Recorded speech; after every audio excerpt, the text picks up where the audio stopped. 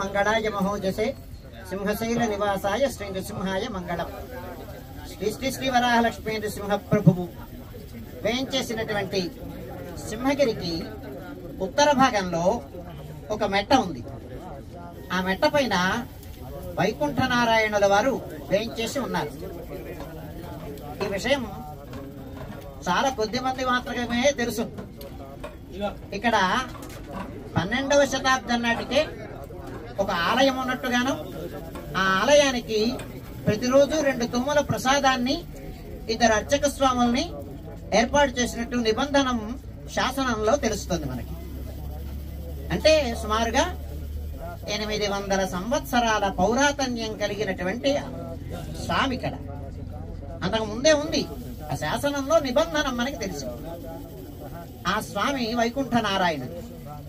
ఆ వైకుంఠ నారాయణుడు కాలగర్భంలో ఆ ఆలయం శిథిలమైంది, మరుగున పడింది. ఇగో ఇక్కడ మనం చూస్తున్నటువంటి మూర్తి, ముందు ఉన్నటువంటి మూర్తి అసలైనటువంటి మూర్తి అనమాట. ఆ 800 సంవత్సరాల పౌరాతన్యం కలిగినటువంటి మూర్తి వైకుంఠ నారాయణుడు శ్రీభూ సమేతంగా వేయించేసి ఉండేటువంటి స్వామి. ఇక్కడ ఒక ఆచారం ఉంది. ఆర్ద్రకార్త్రి ప్రవేశించిన తర్వాత ఈ స్వామిని ఆరాధన చేసి స్నపన తిరుమంజనం జరిపించి అభిషేకమైన తర్వాత విశేష అలంకారం, ఇక్కడే పాయసాన్ని వండి ఆ పాయసాన్ని నివేదనం చేసి పక్కనే పొర్లు బండనుంది. ఆ బండ మీద కానీ పొర్లు పోస్తే దేశం సుభిక్షంగా ఉంటుంది, సస్యశ్యామలంగా ఉంటుంది అని ఒక విశ్వాసం. ఇది ఎప్పటి నుంచో వస్తుంది సంప్రదాయం. ఎక్కడ వ్రాతపూర్వకంగా ఇప్పుడు ప్రారంభించేమని లేదు కానీ తెలియదు, కానీ పరంపరగా వస్తున్నటువంటి ఆచారం అన్నమాట. దాన్ని పురస్కరించుకొని ఈనాటి రోజున మొన్ననే ఆర్ద్ర ప్రవేశం జరిగినది. అయిన తర్వాత పునర్వసు కార్తీ రావడానికి ముందు ఈ కార్యక్రమాన్ని జరిపించుకోవడం ఆనవాయితీ కనుక ఇవాళ విశ్వక్సేనారాధనం, పుణ్యాహవాచనం, నవకలశ స్నపన తిరుమంజనం జరిపించుకున్నాం. అయిన తర్వాత స్వామి విశేషమైన అలంకారం, ఆరాధనం, నివేదనం. ఈ వర్షాల కోసం వర్షాన్ని కాంక్షిస్తూ భగవంతుణ్ణి ప్రార్థించడం అనేటువంటి సంప్రదాయం మనకుంది. పురాణాలు చెప్తున్నాయి మనకి. వర్షం కోసమని వరుణదేవుణ్ణి జపం చేయడం, ఆ జపం చేసినందువలన వర్షం పడడం అనేటువంటి. కారీరి అని ఒక ఇష్టి చేస్తారు. ఆ ఇష్టి చేస్తే వర్షం వరుణదేవుని యొక్క అనుగ్రహం లభించి వర్షం పడుతుంది అని మనకి సంప్రదాయం ఉంది. ఇలాంటి సంప్రదాయాన్ని అనుసరించుకొని మనం అలాగే విరాట పర్వం పారాయణం చేయడం చేస్తే వర్షం పడుతుంది. దాన్ని పురస్కరించుకొని మన వేద విధులు వరుణ సూక్త పారాయణము చేశారు. అలాగే స్వాధ్యాయ బ్రాహ్మణాన్ని అనుసంధానం చేశారు. పర్జన్యుణ్ణి ప్రార్థిస్తూ సువృష్టి కురిపించమని. అలాగే మన పారాయణదారులు విరాట పర్వం పారాయణాన్ని చేస్తున్నారు. అంటే పాండవులు అజ్ఞాతవాసానికి వెళ్ళిన తర్వాత ఆ విరాటుని కొలువులో ఆ విరాట రాష్ట్రమంతా, దేశమంతా సువృష్టి కురవాలి అని అది కాంక్షిస్తూ పారాయణం చేయడం అనేటువంటి సంప్రదాయం. అలాగే ఇంకొకటి ఏంటంటే, శ్రీరామాయణంలో ఋష్యశృంగుడు అని ఒక ఆయన ఉన్నాడు. ఆ ఋష్యశృంగుడు శాంతని వివాహం చేసుకున్నాడు, దశరథుని యొక్క సోదరి. ఆయన బ్రహ్మ విద్యా సంపన్నుడైనటువంటి వాడు ఋష్యశృంగుడు. ఆయన ఎక్కడ కాలు పెడితే అక్కడ సువృష్టి, అక్కడ సస్యశ్యామలంగా ఉంటుందిట. దాన్ని పురస్కరించుకొని ఆయన్ని రమ్మని ప్రార్థించారు. ఆయన రమ్మని ప్రార్థిస్తే ఆయన ఎక్కడికి రాడు. గొప్పవాళ్ళైనటువంటి వాళ్ళు ఎక్కడికి పడితే అక్కడికి, ఎప్పుడు పడితే అప్పుడు వాళ్ళ యొక్క తపస్సునో వాళ్ళ యొక్క జ్ఞానాన్నో ధారపోయారు ఒక ప్రయోజనం కోసం. ఈ శాంత అనేటి ఆమెను పంపించి ఆయనని మోహింపచేసి ఆయన ద్వారా ఈ రాష్ట్రంలో వర్షం కురవాలి అని పంపించారు. శాంత ప్రార్థన మేరకు ఋష్యశృంగుడు ఈ దేశానికి వచ్చి ఆయన తన తపశ్శక్తి చేత సూర్యుష్టిని కురిపించి సస్యశ్యామలం చేస్తాడు ఆ దేశాన్ని. ఇది మనకి సంప్రదాయం ఉంది, పురాణం చెప్తుంది. ఇట్లాంటి దీనికి సంబంధం ఏంటంటే ఋష్యశృంగుడి కథ చెప్పడానికి మాకు ఒక ప్రయోజనం ఉంది, స్వార్థం ఉంది. మా పూర్వులు ఉండేటువంటి నివాసం ఋష్యశృంగ అగ్రహారం. ఇక్కడే పాలకొండ దగ్గర ఉంది, తోటపల్లి బ్యారేజ్ దగ్గర. ఋషింగి అని పేరుగా మారిపోయింది ఇప్పుడు ఆ పేరుకి, ఋషింగి అగ్రహారం అని. మా పూర్వులు అక్కడ ఉండేవారట.